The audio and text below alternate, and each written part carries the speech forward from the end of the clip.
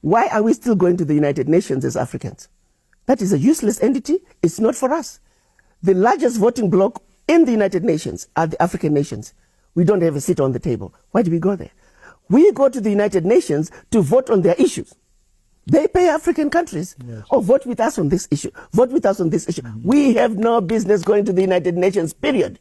We need to tell Secretary Guterres, thank you very much, but we're no longer going to attend United Nations. It's not our entity. Until we have true representation there. Goodbye. Right. That means true Sure. with every engagement with the West. Right. For example, Zimbabwe and many other African countries, the remains of our ancestors who they murdered are still sitting in jars in their countries. Why are we going to engage them? Right. We want those remains returned with repercussions. Right. Until that's happened, everybody from your country, out. If you were former Portuguese colony, all Portuguese, get out of my country. I love it remember when there was this rift between President Mugabe and Prime Minister Tony Blair. And Blair was like, we're coming to take all the British out of Zimbabwe, we're airlifting them.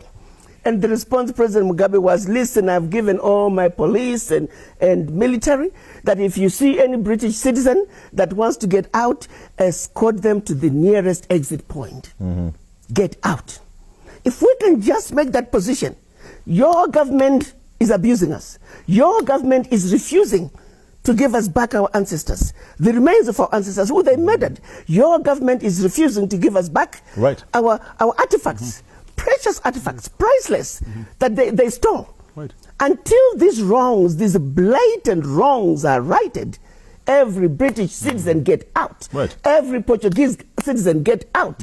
Every German citizen get out. Let's see how quickly things will change. They'll move from there. It is those citizens who are going to now go to their government and say, we didn't know you were doing that. Let me make this point clear. The citizens do not know of the crimes that are being committed by their governments. So let's put the power back to the people. Let's remind the people that every constitution starts with we, the people. So let's make those citizens, they must succeed in their civic duties. We, the people, are the ones who are failing.